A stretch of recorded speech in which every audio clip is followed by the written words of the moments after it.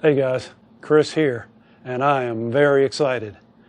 In these boxes, I have something I have been waiting for a long time, almost since I got the tractor. I am finally going to install rear hydraulics on the LX2610. So hang on, I'm going to open up these boxes, trying to spread them out so they make some sense, and we'll get started. All right. What I have here is the first position valve. This is a double action valve. The other valve is a float detent valve, and I will talk about that a bit later on.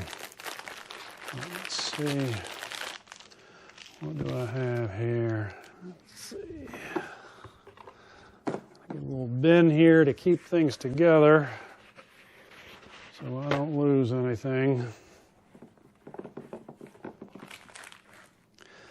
All right, I got O-rings, a lot of oil on this.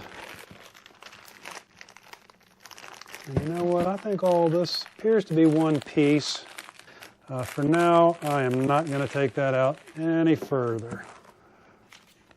One thing I do notice is a lack of any instructions. This is the second position valve, and it is the float detent valve. Once again, well coated in oil. More O-rings.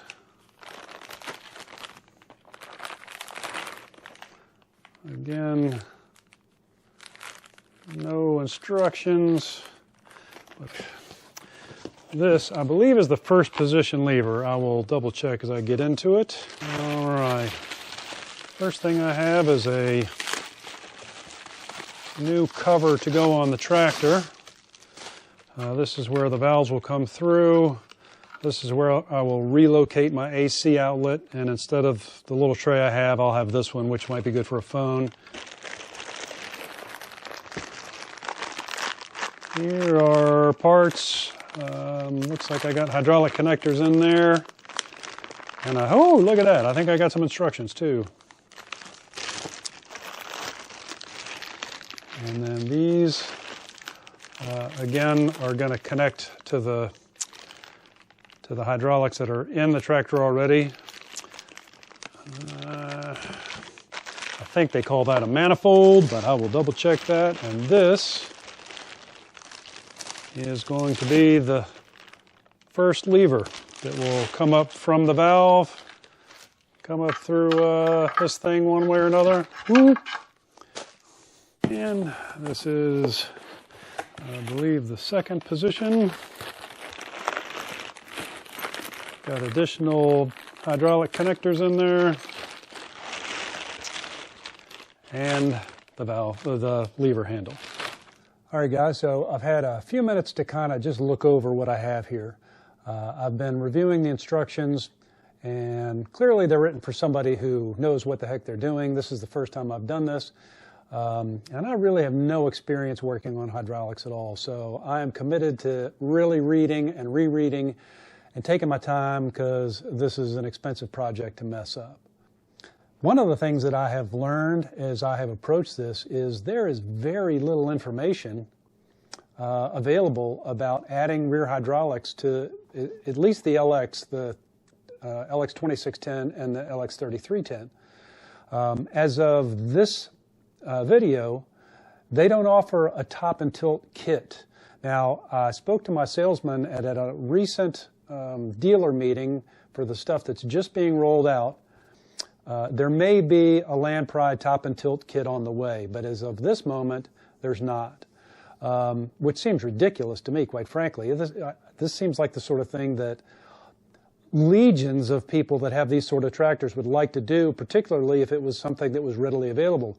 In the big picture, it's not that expensive to do, certainly cheaper than a lot of the implements you're going to use.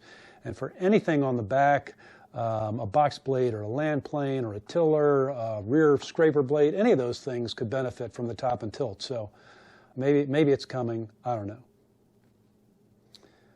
There's no real preparatory instructions in the documentation that I got as far as what you need to do before you start. It talks about a few of the things you need to take off the hydraulic system to add the new parts. What it doesn't say is anything about removing a fender or removing a tire. I'm going to go ahead and remove a back wheel. I think that's going to give me much better visibility and access. When I start this, my plan is not to take a fender off. Hopefully I'm not going to have to deal with that. If I get into it and I think that's going to make it easier and less likely to make a screw up, then I'll take it off. But for now, I'm just going to go ahead with removing the rear tire and then go ahead. All right, guys, just something I've noticed as I go through this process of making sure I've got all the parts and understand what I'm doing. One thing I'll point out is that the first position valve comes with this stud and these two bolts. The second position valve comes with this stud and these two bolts, which are, I guess, essentially duplicates. So if you see the difference in bolts and stud, one is definitely longer than the other. I'm pretty sure that's because the whole assembly is going to be thicker if there's two valves instead of one. So my assumption is I'm not going to need these. I'm only going to need these. Also, each assembly comes with these three lock watchers and this nut. So I have two sets of these. Again, just looking at the instructions, it looks like I'm going to have duplicates. So far, everything else looks to be as it should be. I got this wheel jack the other night at Harbor Freight. Based on a recommendation from Mitch at MJA Doing Stuff, I will leave a link for his video. But it just seemed like that made a lot of sense to me.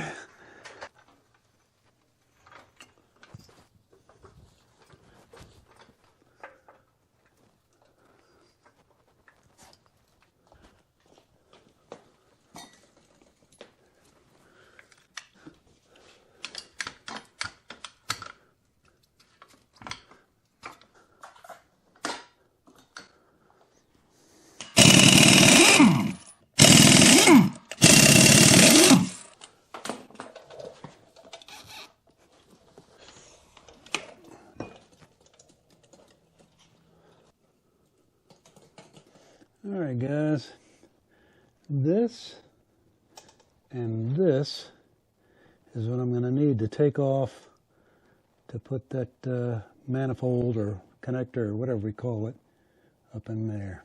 It would definitely be easier without this fender. I got to think about that. Okay, I didn't really capture this on film, but I wanted to go ahead and take this piece out that's going to be replaced. All I did was squeeze on this just a little bit and pry, and the little clips popped right out. The AC plug is connected down here.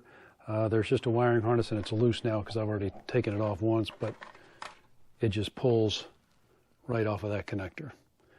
Now I will get the AC plug out of here, and then this gets discarded, and this is going to get replaced. Guys, just so you know, this was a bit of a bear to get out of here. I don't know if you can see, but there's little tiny serrated edges here where this clips in, and they bite really well. So I had to get in here with a pretty good sized screwdriver and just put heavy pressure on this tab and just push from the bottom. And I had to do it on each side a little bit at a time, and eventually one side popped out and then the other. So now it should be good to install. But yeah, more challenging than I expected. Okay, guys, it is Sunday, the next day, and I'm about to run out to Home Depot to get some Loctite and some spray silicone. But other than that, I'm ready to proceed. As I alluded to yesterday, I spent a lot of time just reviewing the instructions and looking at all the parts that I have here, just kind of getting a feel for exactly what the process was going to be. And it's really straightforward. And once you take some time and go through all the parts, it's laid out pretty well. There's one exception, or at least for me, one thing that I found a little confusing, and I kind of figured it out, and so I'll just kind of tell you about that. As I said, I got 4 basic parts. One is a valve, the other's a valve, and then 2 more boxes. Each box has a lever and all the other hardware. The valve is just the valve. Everything else comes in that box with the lever. In each of those boxes, the lever boxes, there was, you may recall, a bag of hardware, and then there was also a little small packet of extra, mostly O-rings. That was true in both of those boxes. So I had this mountain of O-rings, and I'm trying to figure out, where do all these things go? So I've spent some time looking at the exploded diagram that comes with the instructions. I've got 2 sets of instructions. Each lever came with one. It's the same set. Each lever kit came with a parts list, and the little extra packet of O-rings had its own part list. So I've kind of cross-referenced all of that, looked at the instructions, and I'll show you what I found. In a nutshell, if you look, this is for the first position valve here on the diagram. There is this bracket or manifold, and then the valve, and then this is the end cap. Of course, we're going to sandwich in one more valve in here, but there's some O-rings here, there's some O-rings here, and also a couple on this part number 12, which is a little kind of a pipe. I took the parts list that came in the box. I also looked at the parts list that was in this extra packet of O-rings. I compared it with this drawing and the parts list that is associated with this drawing. What I'll tell you is that basically all of the gaskets I think that I need were in that main packet of hardware that came in the first valve. And that is these little gaskets here, which are these 2 larger ones and a small one. I'll have another set in there. These 2 small gaskets are going to fit here. If you look on the other side of this, you will see, hopefully if the lighting is good while you're looking in this plastic, you can see here where their O-rings are going to go. And the same is true on this valve and on this valve. And then this cap will go on top. The only other O-rings that I have used, I've put these on already, were the 2 O-rings that go on this pipe. That's 13 and 13 on pipe 12 there. And I had a couple of extra gaskets I wasn't sure about at first, and then I realized I looked down on the valve assembly on the hydraulic fittings, and I found that there are a couple of O-rings shown here. The angled fitting, this one right here, actually came and the O-ring was already installed. The straight fitting did not have the O-ring installed, and so that's what that one was. I've since put it on. And that was true for both sets. The hardware kit came with 2, so again, I didn't even have to go into the second hardware kit to do that. The only thing that I don't have on here laid out yet is one more set of these, again, to accommodate that second valve. And I'm probably going to have to go into one of these kits over here. So it'll probably be the first time I have to go into the secondary kit. But take your time. It's not that complicated. It just takes a while to get it all figured out. Okay, guys, I got a little ahead of myself. Didn't hit record on this. I was just reading through the instructions. Basically, they say to go ahead and install this first. I don't know whether that's smart or not, but I went ahead and did it. It's pretty straightforward. There's a couple of tabs on either side of this. You have to kind of squeeze this a little bit to get it in, but they just pop in. The tabs on the inside were longer than the tabs on this side, so I put them in first, and then it went in pretty well. There's one bolt that screws in right here. It comes up into the bottom of this. And as I said, I just had to plug in the connector into the bottom of the AC outlet.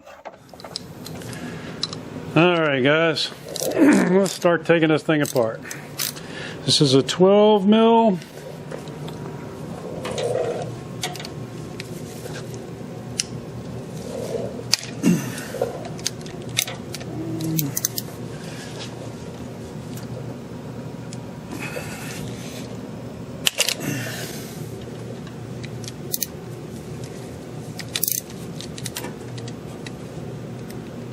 They are snug.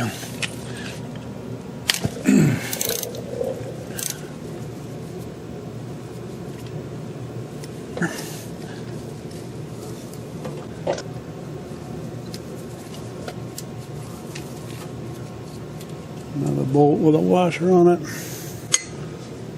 All right. That comes off. This plug is going to have to come out too. Got this off and the O-ring is still in there.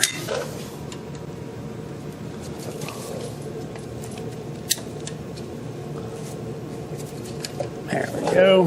I had a camera failure, so you didn't see some of the stuff I did. Basically, I coated this in some dielectric grease, and I have put the O-rings here and here. I still need to put the O-rings into this part here. I went ahead and I inserted this tube. I used a little silicone grease to facilitate that. I got some on this end too. So these are almost ready to go together. But actually what I'm going to do first is I'm going to take this stud and, yep, I've lost a piece. Yep, here we go. So this goes in first. I'm going to put some Loctite on here. It's not called for the instructions, but I'm going to do it. And then this piece will thread into that. A little bit about this stud. If you look carefully, the threads on the left side are a little longer than the thread on the right. Doesn't really address that in the instructions. Now this piece is going to thread into the back of that one. So I tested, and the long side bottomed out just a little bit before it was all the way in. This side did not. So I figured that's the side I wanted. Then actually I went back and I watched Ryan Lynch's video. He's a Kubota tech up, I think, in Rhode Island. And he had mentioned in a video that on Kubota studs, the flat end goes in. Now these look the same, but if you look carefully, the end of this stud is flat. And the end on this side, come on, focus for me here, has a slight mound, a little hump on the end. So it's a little rounded on that side, flat on this side. So my instincts were right. So I'm going to put Loctite on this. This will thread into that. So let's turn this thing around and get that mounted, and then we can go ahead and attach the valves. This is blue Loctite.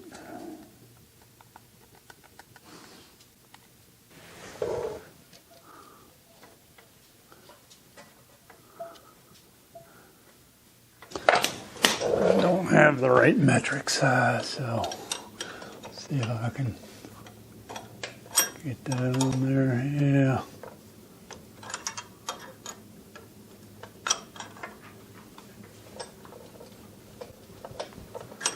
I don't want to go too tight. That was a 11/16. All right, flat side in.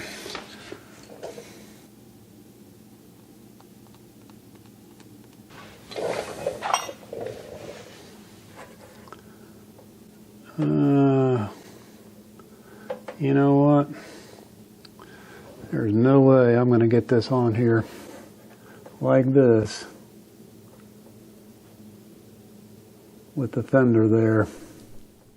What I have just discovered here is that once I install the stud into that little silver extension that I've already attached, I will not have enough clearance between the end of the stud and the fender to fit the valve assemblies over the stud and attach them. My thinking is that if I can get just the manifold attached, then I can attach all the valves and that stud together as a single assembly, and then maybe I'll be able to fit them in there. Also, you'll see as I do this, I'm struggling to get screws into the manifold. A, I'm being very careful that I don't cross-thread something, and B, it's a really bad angle. I can barely get my fingers in there. And also, you might see that there is a linkage that goes right almost across one of the screw holes. I later figure out that that is the linkage for the differential lock. The solution I settle upon to get that thing finally mounted is to use the shorter of the two studs, the ones that I don't really need to use, as an alignment tool. I thread that in, and then I slide the manifold over it before I tighten it down, and that was eventually how I got it successfully attached. Okay, I dropped back to a 1/4-inch size driver, and I'm able to get in there now. I'm just going really slowly, a little bit at a time.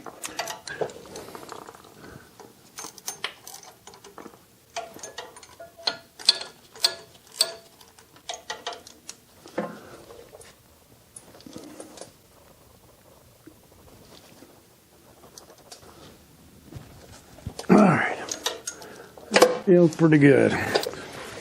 Now,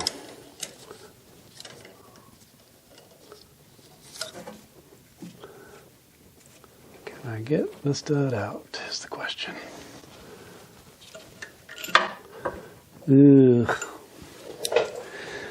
Not looking good here. I see a fender coming off in my future.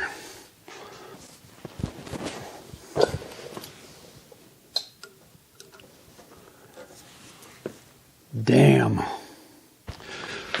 Okay, I'm going to see if maybe I can do this just by loosening these bolts as opposed to taking the whole fender off.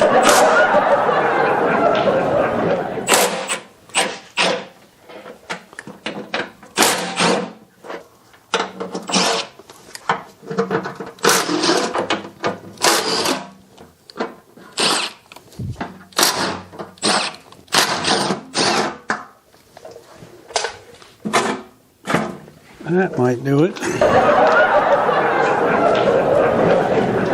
Okay, guys, I ended up having to take off the fender. Just wasn't a good way to do that. So now I can proceed, and let's see what we can do here.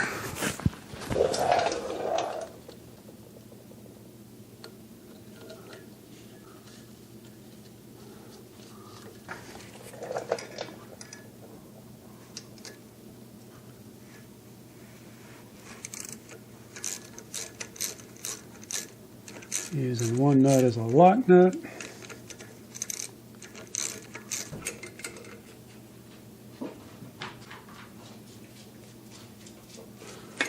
I think that's good. I think I hear my wife about to walk in the door.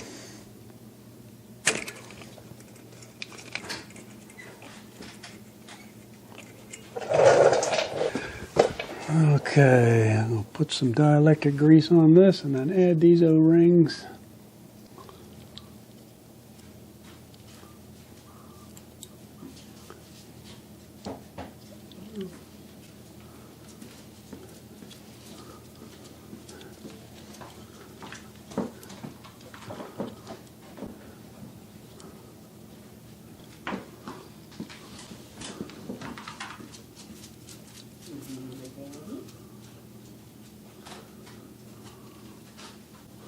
One,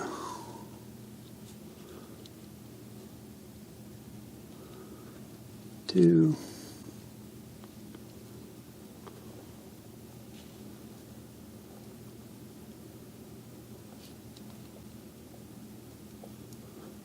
three.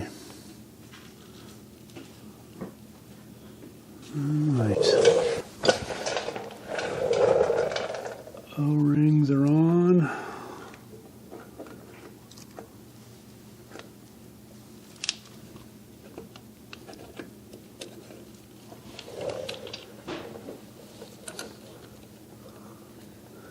One,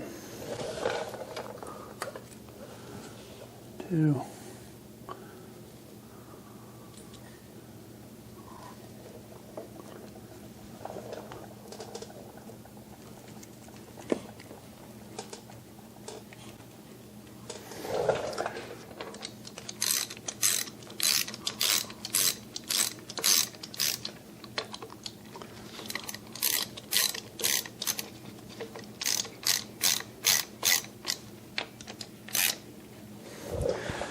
All right, a little more thread locker on there.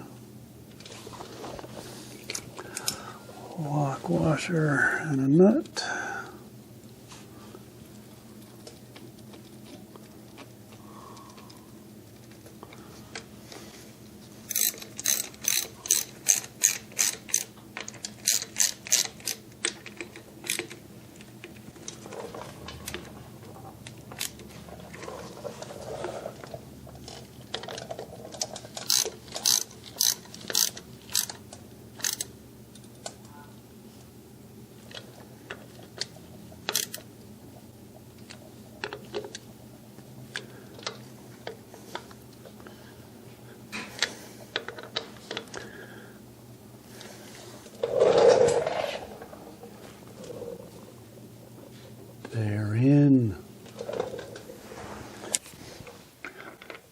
Okay, it's about 22.5 to 24.5 Newton meters.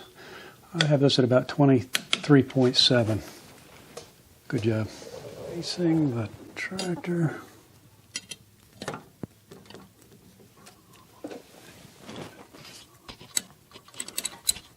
There's one.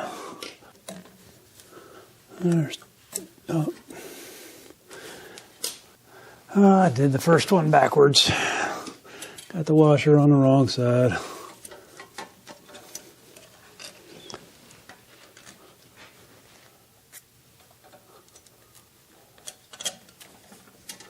There we go. That wasn't too bad. One, two.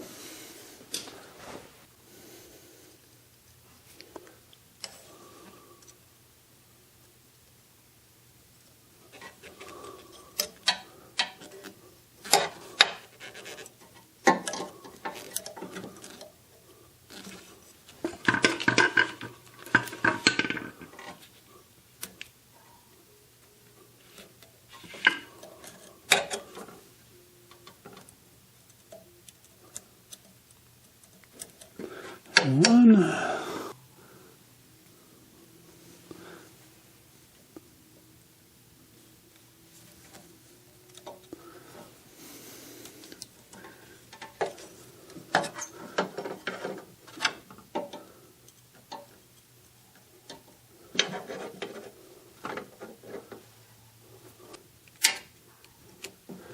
Perfect.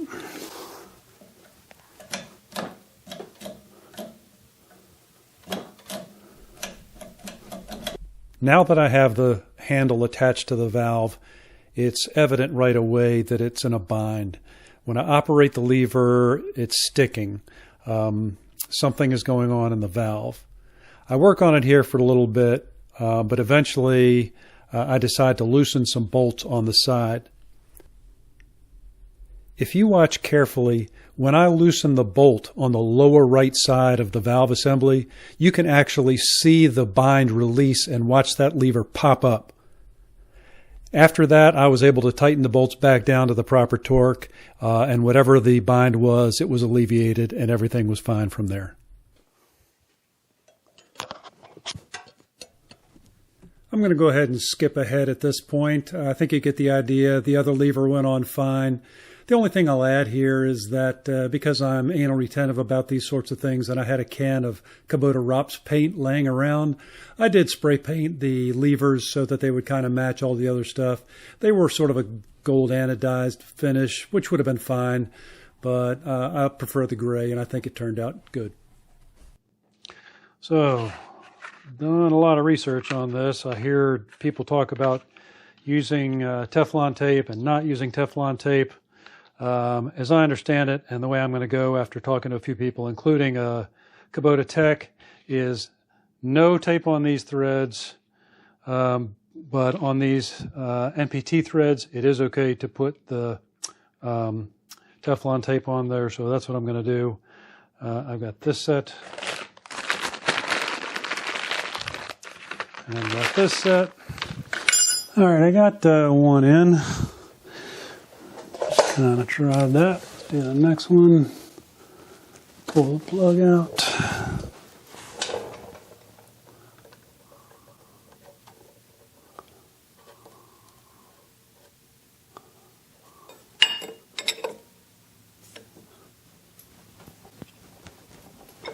All right.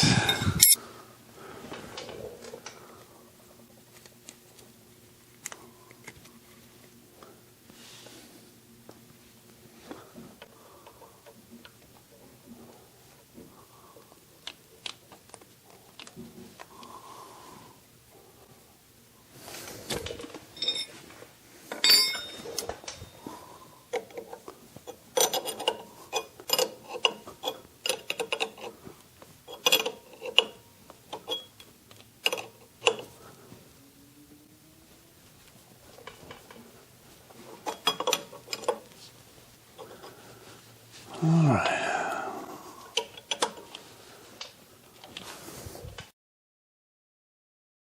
I guess this is the moment of truth, huh? We're in neutral.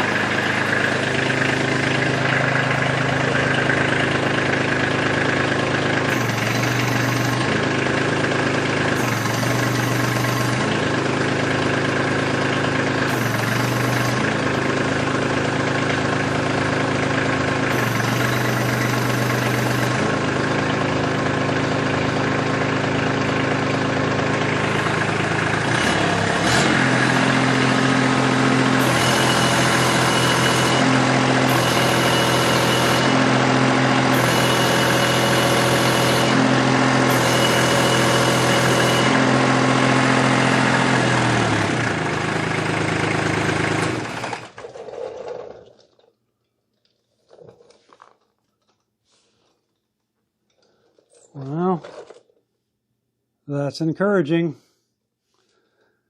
I think it's time to put things back together. Hey guys, I'm just about done. I've had a few distractions here at the end of this project, so I don't know that I got every single detail, but I think I got enough of the install. I had a real challenge getting that rear fender back on, just trying to make, there was 1 or 2 holes that if I got one side lined up, the other side wouldn't. I was afraid I was going to strip some things out. So I ended up taking it off and putting it back on a couple of times, but I finally got it. That was the hardest part of this job. So I'm going to now put the wheel back on, and I think we're going to be good. Fingers crossed. All right. Let's see how well this wheel jack pays off.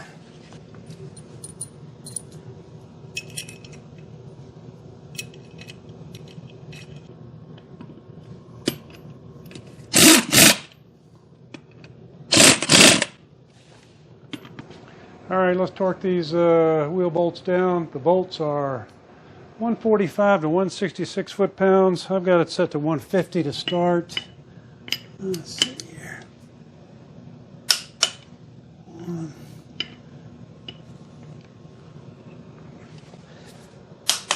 The nuts are 123 to 141. I think I'm going to do 135.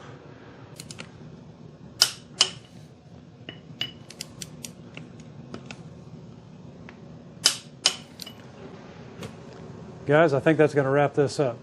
Looks like things are working okay on the tractor. Don't think I have any leaks. I'll come back and check that, and if I do, I'll report back. But I think this video has gone on long enough, so I'm going to cut it off here. However, the one thing I didn't talk about in this video was this box that you saw at the beginning. You're going to have to come back and see what this is. You're going to like it. All right, I guess this is the moment of truth.